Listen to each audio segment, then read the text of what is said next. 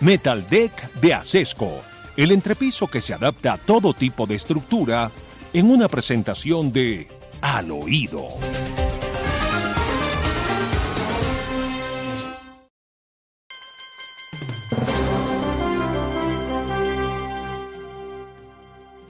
Le cuento al oído de Mar, les cuento al oído, queridos oyentes, que es una mentira solemne, que a Colombia hubieran llegado 6 millones de turistas el año pasado.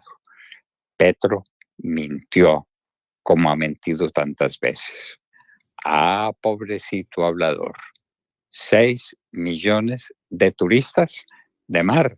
Descompongamos esa cifra, porque en primer lugar, de Mar, si hubieran llegado 6 millones de turistas, la hotelería colombiana no daría abasto. Los hoteles estarían al 100% de ocupación. ¿En cuánto están, de Mar?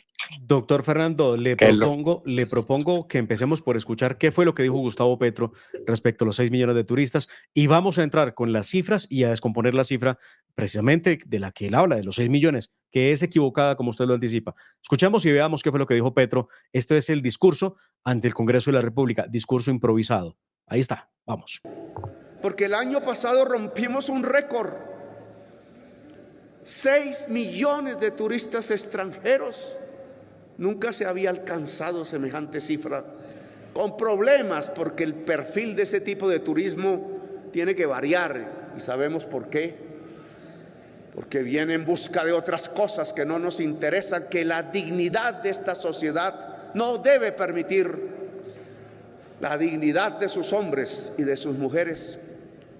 Pero estamos aumentando el turismo incluso este año sobre el año pasado, ya ha aumentado 7,3%. 7,3% por encima del año 2023. Y ya las estadísticas arrojan que las divisas que traen los turistas extranjeros, sumadas en un año, alcanzaron las divisas del carbón. Es decir, que la segunda rama en actividad económica más próspera de Colombia hoy es el turismo. La ver, vamos entonces por partes, doctor Fernando. De acuerdo. Empecemos, de Mar. Empecemos por decirle a nuestros oyentes cómo está la hotelería. Porque de acuerdo a Petro, con 6 millones de turistas, los hoteles debieran estar al 100% y se deberían estar construyendo hoteles en todo el país. Muy bien. ¿Qué dice Cotelco? ¿Qué dice la Cotelco realidad? y cuáles son las cifras? La ocupación en porcentaje, doctor Fernando, de hotelería, alojamiento, hospedaje en Colombia, en el 2023 fue del 58,9%, mientras que para el 2022, último año de Iván Duque en el gobierno, fue del 61,38%. Esto es una disminución de 2,48% en el sector hotelero en el año 2023. ¿De dónde peras, doctor Fernando, si no sembraron sino pasto? Ahora, las pérdidas, según Cotelco, en el sector para el año 2023 fueron del orden de los 3,5 billones de pesos y los 4,1 billones de pesos en el sector. Esa es la realidad del año 2023. ¿De dónde los 6 millones de extranjeros? Entonces los turistas vienen y se quedan a dormir debajo de los puentes, en los andenes, no van a los hoteles. Mentiras, no hay tal turismo. Cuéntenos, descomponga esa cifra de 6 millones de turistas. Pero muy bien, voy a compartir pantalla para que todos veamos cómo se descompone la cifra. Gustavo Petro tomó un estudio que hizo el Ministerio de Industria y Comercio respecto del sistema de turismo o el renglón del turismo el año pasado en Colombia. ¿Y qué tenemos allí? Como ustedes pueden ver en pantalla, Gustavo Petro habla de 6 millones de extranjeros que visitaron Colombia, lo que no es cierto. Vinieron a Colombia 3.841.675 extranjeros. Eso es verdad. Ahora, 1.449.259 son colombianos que vinieron desde el exterior a pasar vacaciones en Colombia y que en su gran mayoría, según los mismos estudios, indican ellos se alojan donde sus parientes, sus familiares.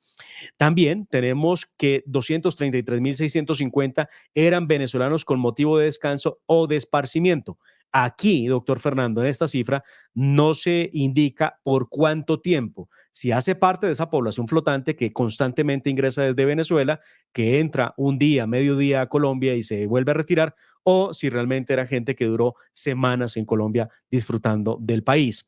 Y otros 345.285 que venían en cruceros internacionales a los puertos colombianos.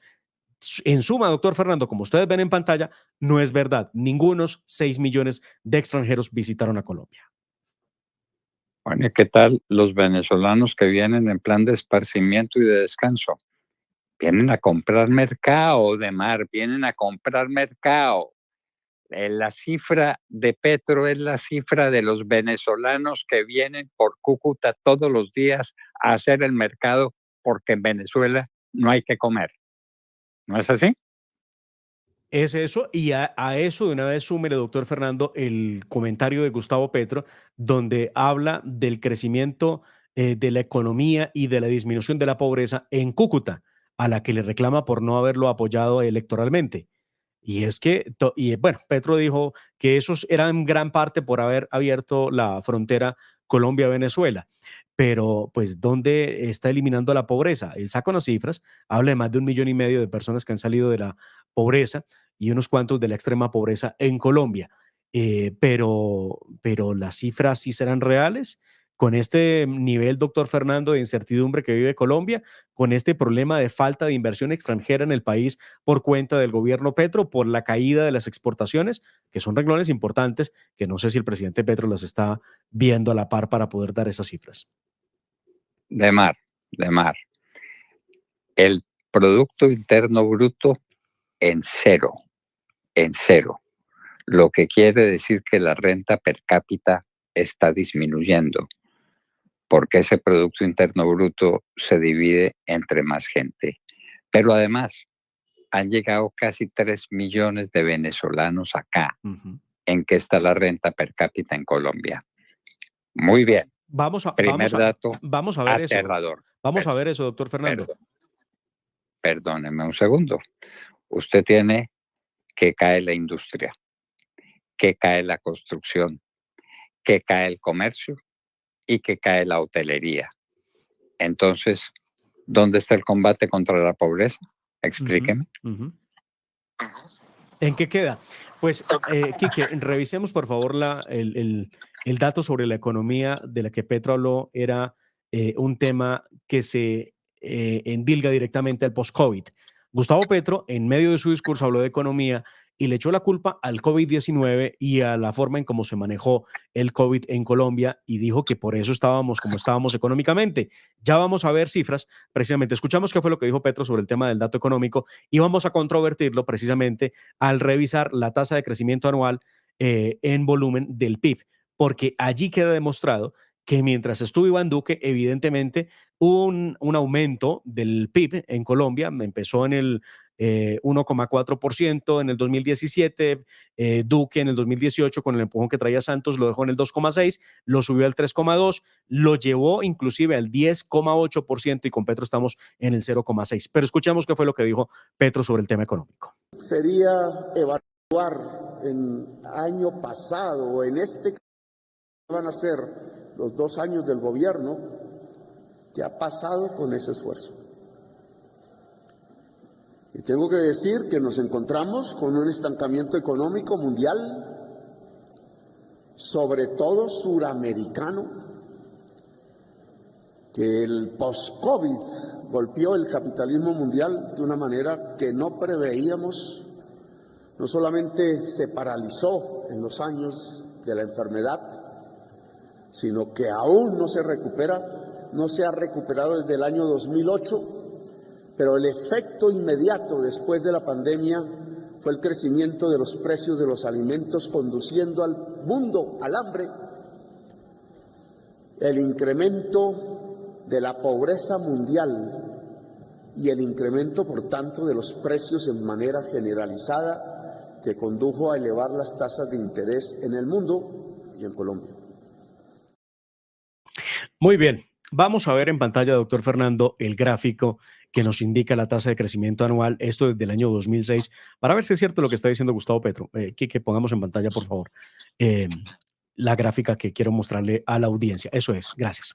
Muy bien, aquí que tenemos. Año 2018, crece la economía, está en el 2,6%. 2019, esto es gobierno Iván Duque, perdón, 2,6, gobierno Iván Duque 3,2. Año 2019, COVID-19 golpea a todos los países. Colombia cae 7,2%. Año 2021, 2022. 2021 se recupera la economía, llega al 10,8% el crecimiento del PIB después de pandemia.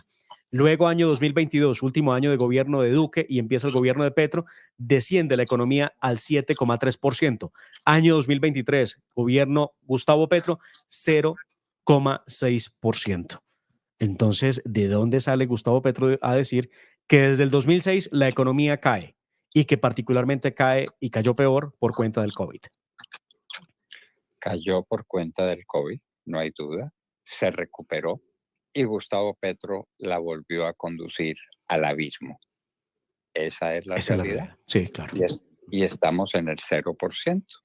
Y no se le olvide las palabras del presidente Uribe. Colombia no es viable si crece por debajo del 5% anual el PIB. Y con su extraordinario ministro de Hacienda, con Oscar Iván Zuluaga, logró esas cifras hasta que llegó la crisis mundial, que Colombia sorteó gracias a ese ministro como no la pudo sortear ningún otro país de América Latina. De manera que esa es la realidad. Sí. Y la otra gran mentira que da Gustavo Petro, es que qué discurso largo, ¿ah? 1 hora y 10 minutos. La otra gran mentira, doctor Fernando, tiene que ver con... El pobrecito hablador, pobrecito hablador. La otra gran mentira tiene que ver con la paz. Dice Gustavo Petro que efectivamente hicieron trizas la paz. Escuchemos qué fue lo que dijo sobre la paz Petro. Quiero hablar un poco sobre la paz. La paz hecha, la paz por hacer. La paz hecha tiene problemas. Yo sí creo que hicieron trizas la paz. Yo sí creo que esa actitud displicente con acabar el conflicto armado en el territorio colombiano que un gobierno quiso construir, el gobierno de Santos, y logró el acuerdo con la FARC, pudo haberse sostenido y profundizado mucha más, y hoy no tendríamos la violencia que tenemos. No fue así, y no podemos llorar sobre la leche derramada. Muy bien, dice Gustavo Petro que él cree que hicieron trizas la paz. ¿Quién hizo trizas la paz y por qué le hicieron trizas?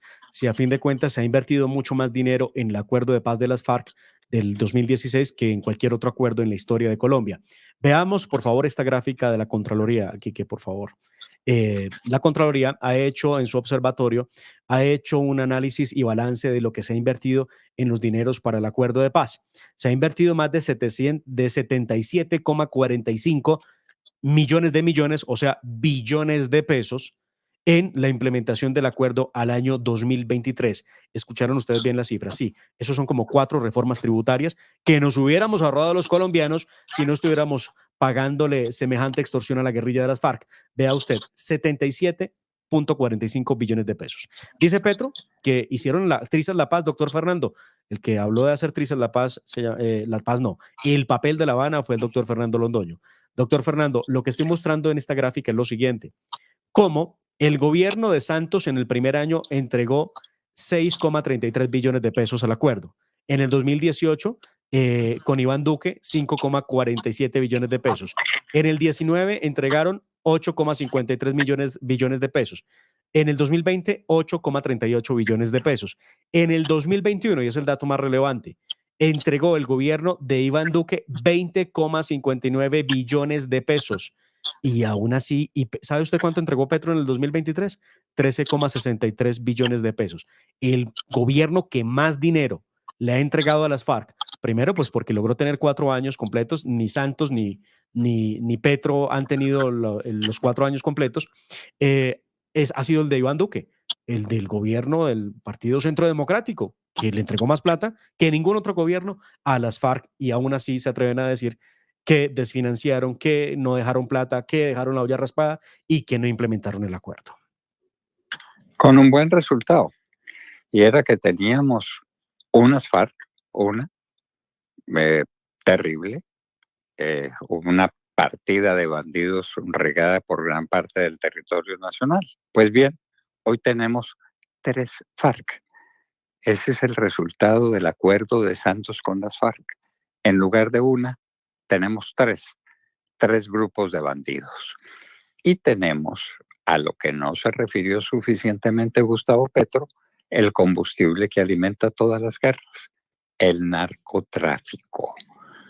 ¿Por qué matan a la gente? ¿Por qué pasa lo que pasa en el cañón del Micay? ¿Por qué pasa lo que pasa en Arauca? ¿Por qué pasa lo que pasa en el Catatumbo? ¿Por qué pasa lo que pasa en toda Colombia? Por el narcotráfico, que Petro tolera, que Petro no combate, porque son sus amigos, los narcotraficantes. Colombia está en manos de la cocaína.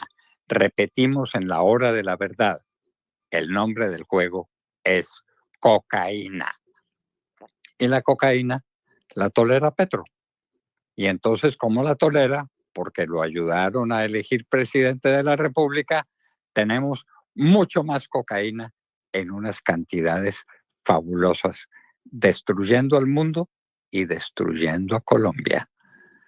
Se dice, han dicho algunos, que el 70% de la cocaína se está quedando en Colombia. Imposible. No hay con qué comprar. No hay con qué comprar el 70% de cocaína. No hay. No existe dinero suficiente en Colombia para quedarse con el 70% de la cocaína. Eso es mentira. Pero en todo caso, los cocaleros se siguen enriqueciendo y el país en la ruina, y los despojos a la gente, a los campesinos, a la gente de las ciudades a través del microtráfico, la tragedia nacional. Eso fue lo que dijo el pobrecito hablador. De Mar, ya nos contaron nuestros oyentes quién fue el pobrecito hablador. Ya voy a revisar qué han dicho, no he tenido oportunidad de revisarlo, pero ya voy a revisar a ver qué han dicho del pobrecito hablador. Está difícil, debo de confesar. Bueno, está difícil. Yo tuve que buscar para enterarme. ¿Y cómo terminó el pobrecito hablador? Bueno, pero qué prosa la del pobrecito hablador, qué castellano, qué nobleza en el lenguaje. El pobrecito hablador, uno de los grandes escritores del siglo XIX, tenía ese sobrenombre puesto por él mismo. Él decía que era el pobrecito hablador. Petro es un pobrecito hablador, pero Dios mío, las cosas que alcanza a decir. Bueno, De Mar, ¿le parece que nos vamos a la arena internacional porque hay muchas cosas que decir al oído? Claro, doctor Fernando. No, tengo un par de cosas, pero vamos a la arena internacional y regresamos. Porque a ver, si tiene un par de cosas, de una termine vez, por favor. Listo, claro que sí. Pues, doctor Fernando, el gobierno de Gustavo Petro ha venido haciendo una tarea incansable para abrir nuevos cargos y obviamente esto es burocracia, llamémoslo por el nombre, lo que es burocracia, repartir puestos, contratos para sus amigos o para poder enmermelar y aceitar la maquinaria en el Congreso de la República. Llama la atención una investigación que hizo la senadora María Fernanda Cabal respecto de los nuevos consulados que abrió Gustavo Petro en el mundo, nuevos consulados. Y esto no es para menos importancia. Vea usted, doctor Fernando, anunció el gobierno Petro en un principio que se trataría de solamente 17 consulados, pero según la investigación de la senadora María Fernanda, lo que abrió Gustavo Petro fueron 21 consulados. En Melbourne, en Río de Janeiro, en Charlotte, en Dallas, en Denver, en Phoenix, Seattle, en Monterrey, en Tijuana, en Tuxtla, en Bloomfields, en Barquisimeto, en Guasdualito, en Puerto Ayacucho, en Puerto de la Cruz, Puerto Ordaz, en San Fernando de Atabapo, en Múnich, en Edimburgo, en Lyon y en Estambul. 21 nuevos consulados, que de acuerdo con la investigación de la senadora María Fernanda Cabal, consulados que le van a costar al país, escuche muy bien esta cifra, doctor Fernando, como si tuviéramos mucha plata, y lo peor es que nos amenazan con una reforma tributaria. Estos consulados sin personal, porque todavía no ha sido asignado ni el cónsul, ni los secretarios, y el alquiler de la casa, y la persona de servicios, y la luz, el agua, el internet. Estos consulados, sin esos elementos, le van a costar a Colombia al año 38 millones de pesos. Estos son más de 3.169 millones de pesos mensuales que tendremos que sacar del bolsillo los colombianos para estos nuevos consulados. El 19% de los consulados y de los gastos se quedan en Venezuela. Eso es lo que está haciendo el presidente Gustavo Petro con una velocidad enorme.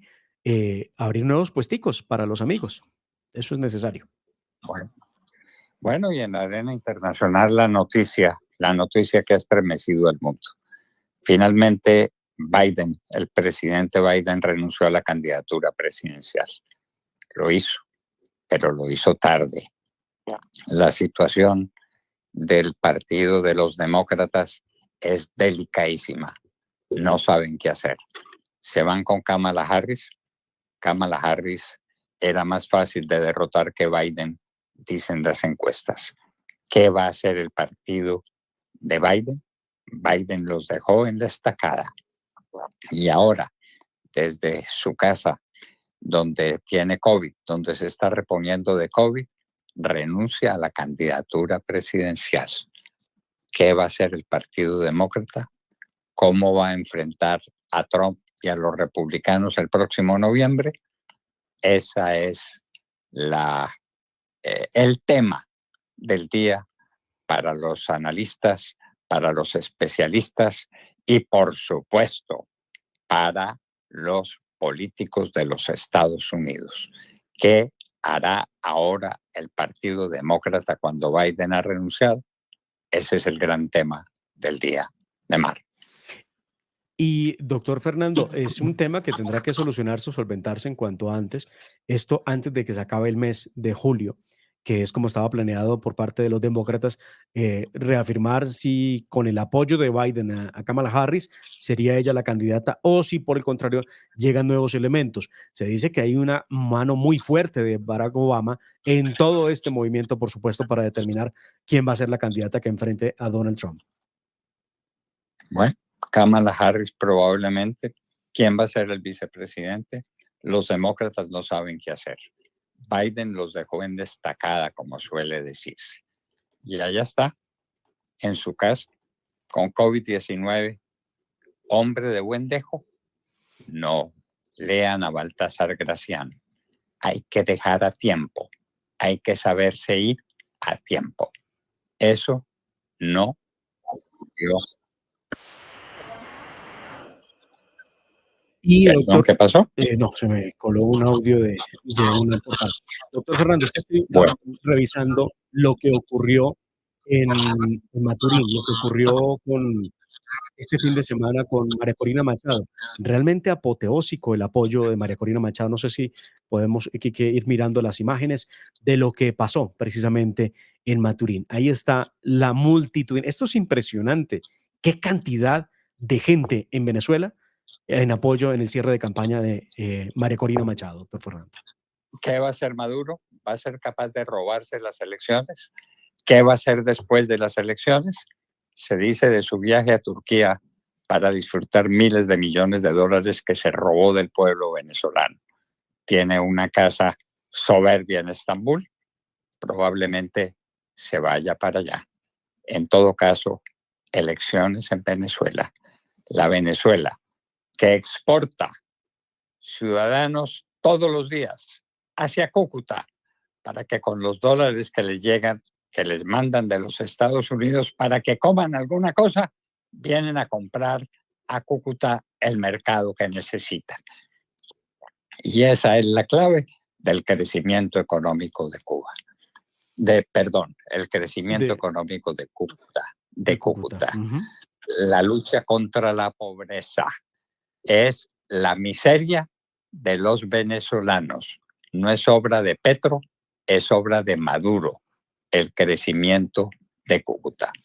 Y así, queridos amigos, usted nos despedimos de ustedes. Me permite 10 segundos, doctor Fernando. Yo le había prometido a usted las presidencias y vicepresidencias de Senado y de Cámara. Rápidamente se las doy. Ya lo sabe, Efraín Cepeda, presidente del Senado de la República, el señor Salamanca, el amigo de Gustavo Petro en la Cámara de Representantes, que son Efraín Cepeda por una parte y por supuesto por el otro Salamanca, que es Jaime Raúl Salamanca. Vicepresidencias. En Senado, John Jairo Roldán del Partido Liberal ocupa la primera vicepresidencia, la segunda vicepresidencia Alirio Barrera del Partido Centro Democrático. Y por parte de la Cámara de Representantes, la cosa quedó de la siguiente manera. En Cámara de Representantes hubo toda una pelea, doctor Fernando, para poder determinar eso, pero la primera vicepresidencia la tiene Rodrigo Tobar Vélez, el hijo del ex jefe paramilitar Rodrigo Tobar Pupo, alias Jorge 40, y la segunda quedó en manos de Juan Manuel Cortés, de Lina María Garrido, de Cambio Radical, de Lina María Garrido. Ahí están, doctor Fernando, las vicepresidencias y las presidencias del Congreso. Hijo de Jorge 40, ¿lo entendí bien? Sí, señor, claro. Él hace parte de la Circunscripción Especial de Paz. Virgen Santa. Muy bien. Bueno, eso es lo que tenemos, queridos amigos, por hoy. Los invitamos a que nos acompañen mañana desde las 6 en punto de la mañana, cuando estaremos de regreso, Dios mediante. La familia Ramírez duerme tranquila porque su techo está bien hecho. Bien hecho como las cubiertas Acesco. Por su doble capa protectora, son ultra resistentes a la corrosión y al paso del tiempo. Para que tu techo quede bien hecho, exige calidad Acesco. www.lahoradelaverdad.com.co. Escúchenos desde cualquier parte del mundo a través de nuestra página de internet.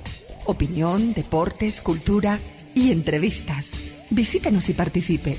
www.lahoradelaverdad.com.co. Pase la voz.